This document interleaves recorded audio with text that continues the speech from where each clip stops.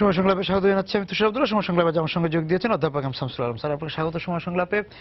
আমরা এই যে ক্রেতা অধিকার দিবস বা ভোক্তা আন্দোলন, ভোক্তা অধিকার দিবস, এগুলো বিভিন্ন সময় পালন করে আসছি। এবার হয়তো এক ধরনের আনুষ্ঠানিকতা হলো বা হচ্ছে সেই জায়গায়। তারপরে এই যে দীর্ঘদিন যাবত এই যে ক্রেতারা তাদের অধিকারের কথা বলছেন, আসলে ক্রেতা অধিকার বাংলাদেশের চিত্রটা কি? 2009 সালে আইন করা হলো।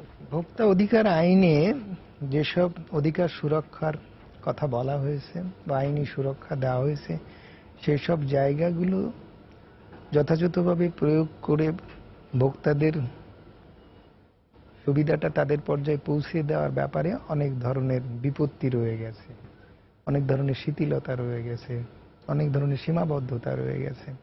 সেই সব জায়গাগুলো মূলত হাত দেওয়া হচ্ছে না। সেটা দুটো কারণ। একটা হচ্ছে যে সরকারি কর্মকর্তারা তারা তাদের দায়িত্বের ব্যাপারে যতই দিন যাচ্ছে, দায়িত্ব পালনের ব্যাপারে তাদের অনীহা দেখা দিচ্ছে, অবহেলা দেখা দিচ্ছে, শিথিলতা দেখা দিচ্ছে।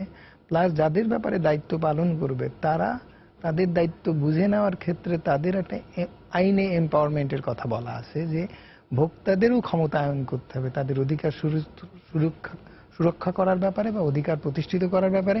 আইনে সেই ধরনের স্পিরিট আছে, কিন্তু সরকারি কর্মকর্তারা এই সমস্ত আইনি দায়িত্ব পালন করে মানুষের সেবা প্রদান করার মনোভাবের পরিচয় দিচ্ছে না।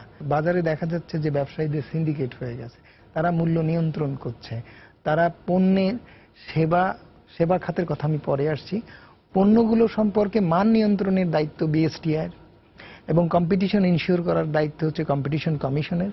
কম্পিটিশন কমিশন এটা হচ্ছে রিটায়ার্ড আমলাদের পুনর্বাসন কেন্দ্র হয়ে গেছে এবং রিটায়ার করার পরে স্থবির।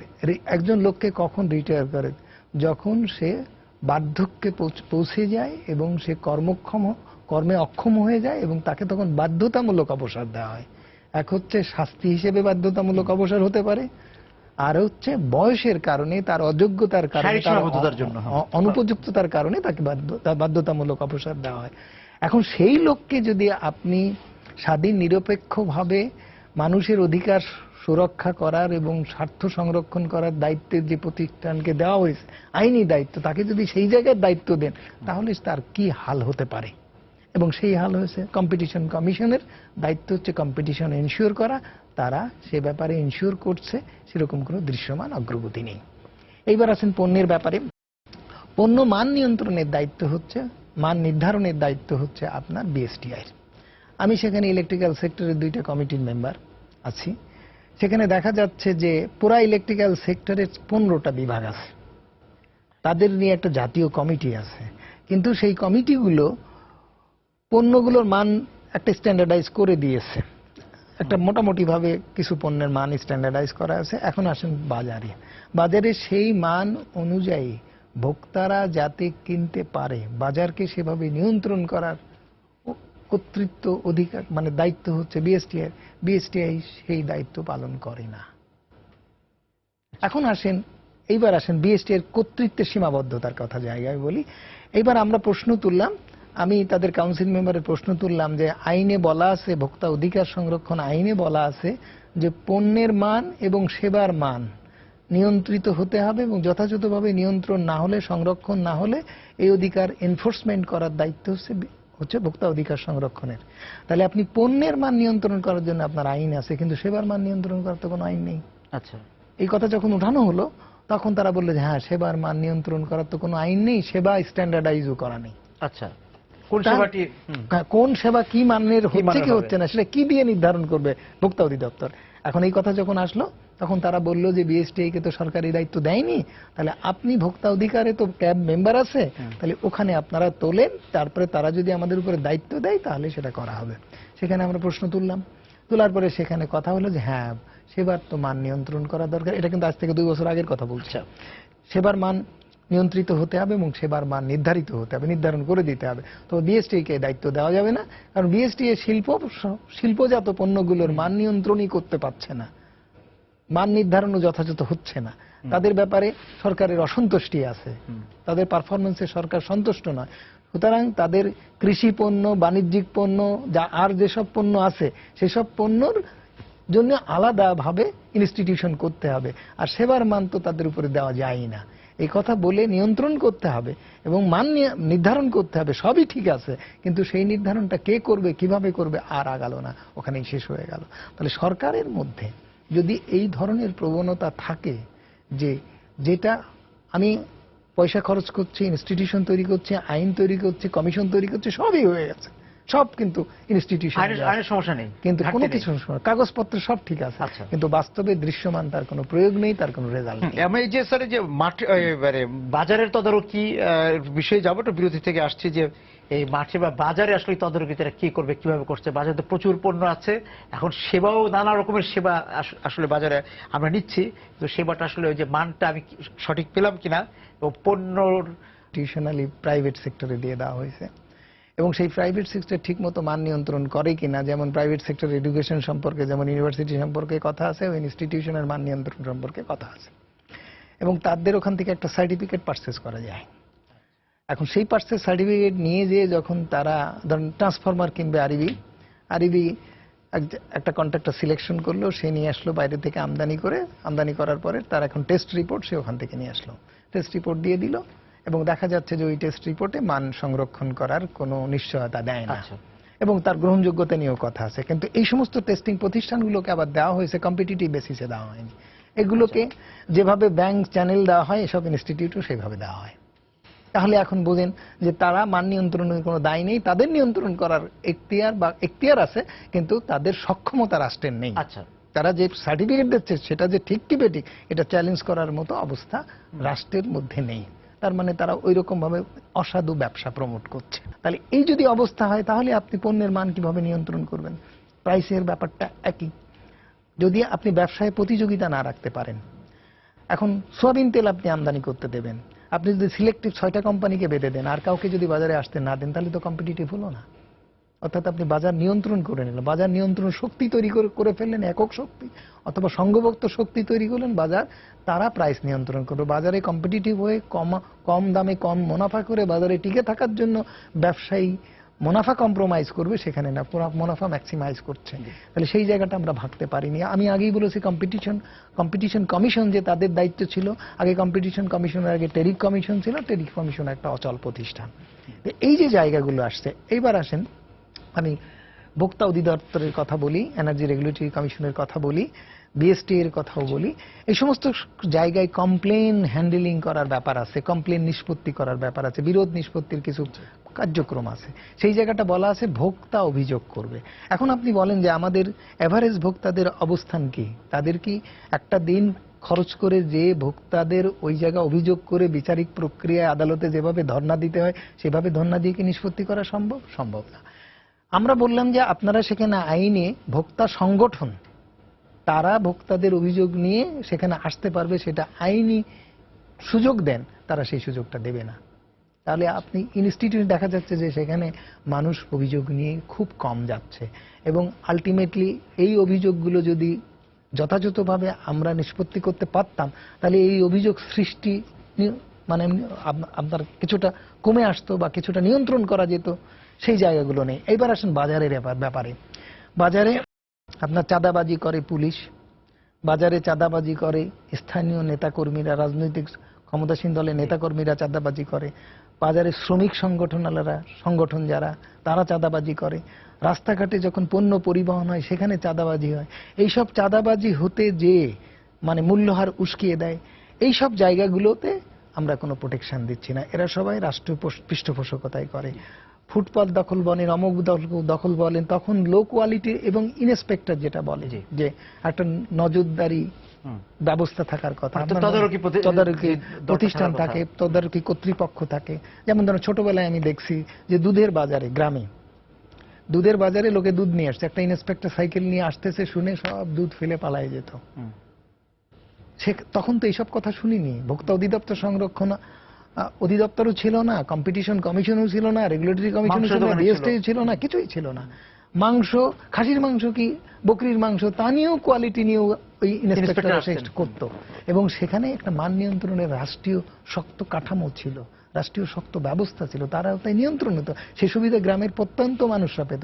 এইসব ইনস্টিটিউশনে এখন অনেক খরচ বেড়েছে, অনেক লোকবল তৈরি হয়েছে, কিন্তু তারা এইসব অব্যবস্থার বেনিফিশিয়ারিজ, তারা এইসব অব্যবস্থা, তারা যারা এইসব অসাধু ব্যবসা যারা করে, এদের কাছে নিয়মিত মাসারা পায়। এই প্রক্রিয়া থেকে মানুষকে বেশি বেরিয়ে আসতে হলে সরকারকে, মানুষকে এম্পাওয়ার করতে হবে। সব আইনি প্রক্রিয়া, আজকে যদি রেগুলেটরি কমিশনে একজন ভোক্তাদের সদস্য থাকতো, তাহলে এই মূল্যহার নিয়ন্ত্রণ নিয়ে ভোক্তা প্রতিনিধি যদি একজন থাকতো, যে মেম্বার, যেটা অনেক রাষ্ট্রে আছে, যে 5 জন সদস্য 2 জন সদস্য এরকম থাকবে, যে ভোক্তারা যাদেরকে মনোনীত করবে। আজকে যদি ট্যারিফ কমিশন এরকম থাকতো, আজকে যদি কম্পিটিশন কমিশন এরকম থাকতো, যে সরকার এককভাবে যাকে খুশি তাকে নিয়োগ দিতে পারে না, ভোক্তারা যারা বেনিফিশিয়ারি, যারা এর স্টেক হোল্ডার, তাদের প্রতিনিধি এখানে আসে এবং তাদের স্বার্থ সংরক্ষণে তারা সিদ্ধান্ত মেকিং এ তারা অংশগ্রহণ করে, তাহলে দেখা যেত যে অনেক বেশি ফলপ্রসূ হতো। ভোক্তা অধিকার আইন, ভোক্তা আইন সম্পর্কে আমাদের ভোক্তারা কতটা সচেতন? আমরা নিয়মিতই বিভিন্ন রেস্টুরেন্টে যাচ্ছি, সেখানে আমরা ভ্যাট না দিয়ে, ভ্যাট আমার কাছে কেটে নেওয়া হচ্ছে কি হচ্ছে না, এবং সেই টাকাটা কোন খাতে যাচ্ছে, জমা পড়ছে কিনা।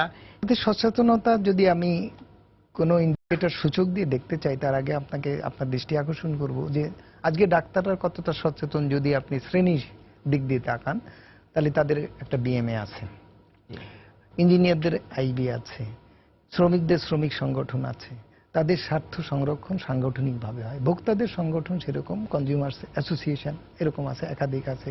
ইন্ডিয়াতে বা অন্যান্য দেশে এইসব সংগঠনগুলো অনেক বেশি শক্তিশালী, রাষ্ট্র পৃষ্ঠপোষকতা দিয়ে এই সংগঠনগুলোকে মজবুত রাখে এবং তারা ভোক্তাদের স্বার্থ সংরক্ষণে বার্গেনিং এজেন্ট হিসেবে কাজ করে।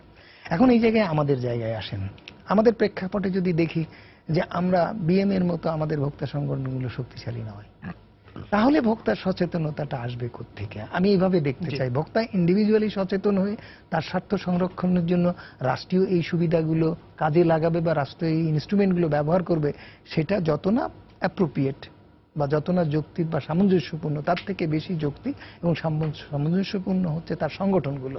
তাহলে তাকে সাংগঠনিকভাবে সুদৃঢ় হতে হবে, সেটাকে ইনস্টিটিউশনাল শেপে আনতে হবে, রাষ্ট্রীয় নিয়ম কানুনের মধ্যে তাকে এম্পাওয়ারমেন্ট দিতে হবে। যেমন আমি ধরেন পিজিসিপিতে আইনে বলা আছে যে কনজিউমার্স অ্যাসোসিয়েশনের ক্যাবের হচ্ছে সভাপতি, সেখানে তাদের বোর্ড অফ ডাইরেক্টরেটে মেম্বার, কিন্তু বিদ্যুৎ মন্ত্রণালয় থেকে সেই মেম্বারশিপটা বাদ দিয়ে দেওয়া হয়েছে। তার মানে আইনে অধিকার স্বীকার করে নেওয়া হয়েছে, কিন্তু বাস্তবে তাকে দেওয়া হয়নি। এই জিনিসটা বুঝে নেওয়ার, তার ক্ষমতাটা এনফোর্স করার ক্ষমতা ক্যাবের নেই। এটা করা তো করে পার পেয়ে যাওয়া, এটা সরকারের পক্ষে সম্ভব ছিল না। যদি অন্য সেক্টরে হতো, বিএম এর ক্ষেত্রে যদি হতো, আইবির ক্ষেত্রে যদি হতো, কোনো শ্রমিক সংগঠনের ক্ষেত্রে যদি হতো, ভয়ঙ্কর অবস্থা হতে হতো। এখানে আসলে বিআরটিএতে মূল্যহার ভাড়া নির্ধারণ করার একটা কমিটি আছে, সব জায়গায় তাদেরকে মালিকদের নিয়ে কমিটি করা হয়েছে, একটা মাত্র ভোক্তাদের মানে যাত্রীদের প্রতিনিধি, সেটা হচ্ছে ক্যাব। সেখানে গেলে সে কথা বলতে পারে না। আমি একবার যে দেখেছি, আমি সেখান থেকে তৌবা পড়ে এসেছি যে এই ইনস্টিটিউশনটা আলটিমেটলি মালিকদের দখলে। তাহলে এখন ভোক্তা সচেতনতার কথা যদি বলেন, ভোক্তা ব্যবসায়ী ভোক্তা, যার দ্বারা ভোক্তা স্বার্থ সংরক্ষণ হচ্ছে প্রত্যেকটা ইনস্টিটিউশনের, যাদের কথা আমি বললাম অ্যাসোসিয়েশনের কথা, প্রত্যেকটা ইনস্টিটিউশনে ভোক্তারা আছে, কিন্তু তাদের দ্বারা ইনস্টিটিউশনালি ভোক্তাদের অধিকার পদদলিত হচ্ছে। তাহলে ভোক্তাদেরকে, রাষ্ট্রকে সক্ষম করে তুলতে হবে। শুধু আইনি জায়গায় নাম লিখলে হবে না, তাদেরকে বিভিন্নভাবে তাদেরকে এখানে আসতে হবে। তাদেরকে আমলাদের সঙ্গে কনফ্লিক্টে যেতে হয়, তাদেরকে রাজনীতিদের সঙ্গে কনফ্লিক্টে যেতে হয়, তাদেরকে ব্যবসায়ীদের সঙ্গে কনফ্লিক্টে যেতে হয়। সমাজের এমন কোনো সেগমেন্ট নেই যে ভোক্তা ইনস্টিটিউটকে তাদের সঙ্গে কনফ্লিক্টে যেতে হয় না। তাহলে তাদেরকে বিশেষ প্রায়োরিটি দিয়ে, গুরুত্ব দিয়ে তাদেরকে ক্ষমতায়ন করতে হবে। এইটা হচ্ছে মৌলিক জায়গা। সচেতনতা বৃদ্ধির জায়গাটা আমি এইভাবে দেখি, যে আপনি তাদেরকে যদি ক্ষমতায়ন না করেন এবং তাদেরকে যদি আপনি তৈরি করে, স্কুলে যেমন একটা বাচ্চা ছেলেকে স্কুল কলেজ পড়িয়ে তাকে প্রশিক্ষণ দিয়ে তারপরে যখন রাষ্ট্রীয় কোনো কর্তৃত্বে বসিয়ে দায়িত্ব দিয়ে তার দ্বারা সুরক্ষা করার রাষ্ট্রের স্বার্থ, ঠিক তেমনি ভাবে ভোক্তাদের স্বার্থ সুরক্ষা করার জন্য এইখানে আপনার লিডারশিপ তৈরি করার প্রক্রিয়া থাকতে হবে। এসব প্রক্রিয়া নেই। ইভেন এইসব প্রতিষ্ঠানকে, ওই সমস্ত প্রতিষ্ঠান থেকে সরকার থোক বরাদ্দ দেয়, বাজেটে প্রভিশন আছে, পায় তারা, তাদের এই যেমন আইবি পায়, লাখ লাখ টাকা পায়, তাদের অবকাঠামো তৈরির জন্য সরকার উন্নয়নে অনুদান দেয়, কিন্তু এইসব প্রতিষ্ঠানে একটা পয়সা দেয় না। একদম সাংগঠনিকভাবে বললেন সেটা, কিন্তু একদম ব্যক্তিগতভাবে একজন ক্রেতা যখন একটি আটা কিনছে, একটি বিস্কিট কিনছে, সে অভিযোগ করতে একটি পারে। পানীয় কিনছেন, করছে। তখন সেটা দেখে কেনেন কিনা?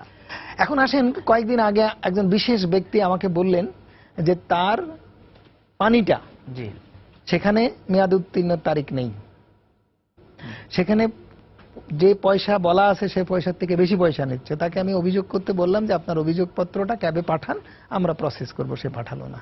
আচ্ছা, এই সচেতনতার অভাব আছে। জি, এই সচেতনতার অভাব যারা আছে, যাদের সচেতনতাটা আমরা দাবি করতে পারি, তারা থাকা উচিত ছিল। থাকা উচিত ছিল, এবং আমরা মনে করি তাদের সচেতনতা আলটিমেটলি জাতীয় সচেতনতার পরিচয় পাওয়া যেত বা পরিচয়ের প্রতিনিধিত্ব করতো তারা। কিন্তু তাদের সমস্যা হচ্ছে তারা সমাজের কোনো না কোনো ভাবে এইসব প্রক্রিয়ার মধ্যে বেনিফিশিয়ারিজ হয়ে বসে আছে। সুবিধাভোগী। এবং এই ধরনের এই শ্রেণীর লোক, সমাজের প্রিভিলেজ ক্লাস যদি এই অধিকার রক্ষায়, অন্তত তাদের অধিকার এই পর্যায়ে রক্ষার জন্য যদি তারা কন্ট্রিবিউট করতো, তাহলেও মানুষ সামগ্রিকভাবে সুবিধা পেত। এই ইনস্টিটিউশনাল গুলোকে আরো বেশি সক্রিয় করা যেত। আপনি একটি হাসপাতালে যাচ্ছেন, সক্রিয় আপনি করা একটি যেত। সক্রিয় করা রেলের যেত। যাত্রী হচ্ছেন, লঞ্চের যাত্রী হচ্ছেন, তখন আপনি সক্রিয় কি করা সুবিধা যেত। পাচ্ছেন। সক্রিয় করা যেত। কিন্তু সেই জায়গাটা তাদেরকে তো, তারা তো সক্রিয় হচ্ছে না। তারা কোনো না কোনো ভাবে এই জায়গাটা প্রিভিলেজড ক্লাস, তারা আগে গেলে আগে সুবিধাটা নিয়ে আসছে। কিন্তু সাধারণ মানুষ দেখা যাচ্ছে যে একটা রেলে টিকিট কাটতে গেলে তাকে লাইন দিতে হয়, তাদের লাইন দেওয়া লাগে না। তারা দরকার হলে কালোবাজার থেকে লোক পাঠিয়ে দিয়ে দুটা টিকিট কেটে নিয়ে গেল। সুতরাং একটা ঝামেলা জড়াতে চান না। তারা তাদের সময়ের দামটা, তাদের হেসেলের দামটা অনেক বেশি মনে করে।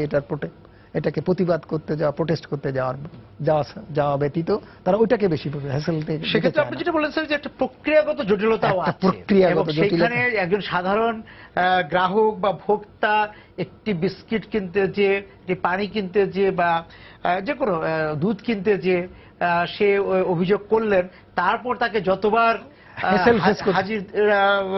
হাজির হতে হবে সেখানে, এবং অবশ্যই যে শিল্প গোষ্ঠী বা যারা থাকে উৎপাদক শ্রেণী, তারা তো অনেক ক্ষমতাবান, তারা অনেকভাবে যেতে পারছে, কিন্তু সে তো ব্যক্তি হিসাবে যেতে পারছে না।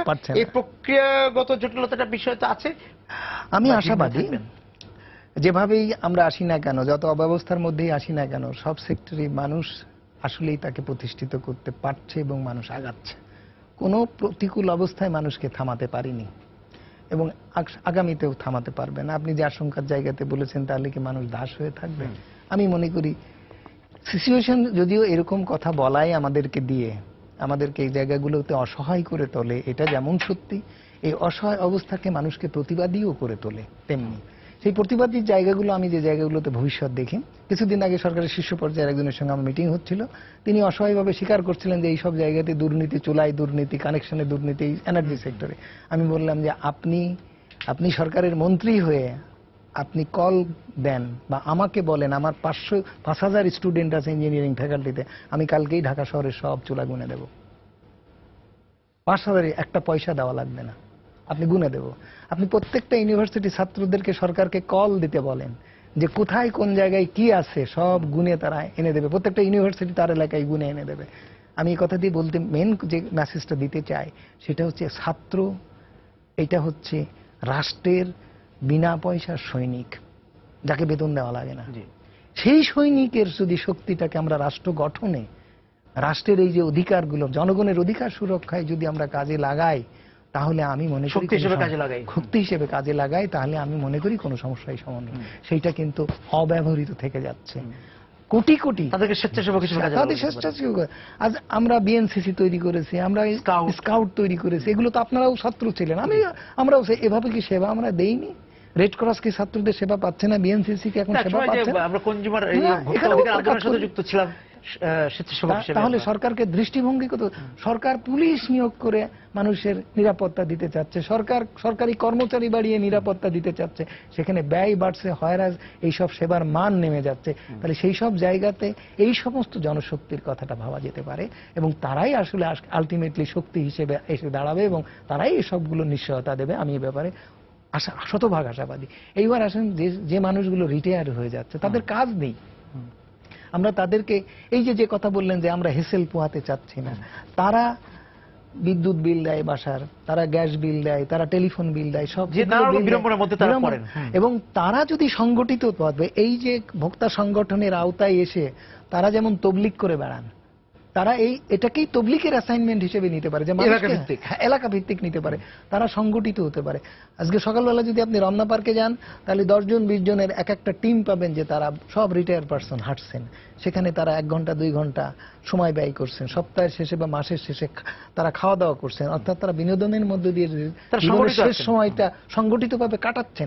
এই লোকগুলোকে যদি রাষ্ট্র ইউটিলাইজ করে, তাহলে তো আমি মনে করিনি যে এরা হচ্ছে অত্যন্ত পরিপক্ক, অভিজ্ঞ এবং জ্ঞানী মানুষ। তাদের সেবাটা বিনা পয়সায় এবং সরকার এই থেকে মানুষগুলি করতে আবার বিভিন্ন সেবা খাতের সঙ্গে যুক্ত ছিলেন। যুক্ত ছিল, কিন্তু আমরা তাদেরকে সমাজের এই সমস্ত আন্দোলন প্রক্রিয়ায় সম্পৃক্ত রাষ্ট্রীয়ভাবে করছি না। আমি মনে করি সেই সময় এসে গেছে।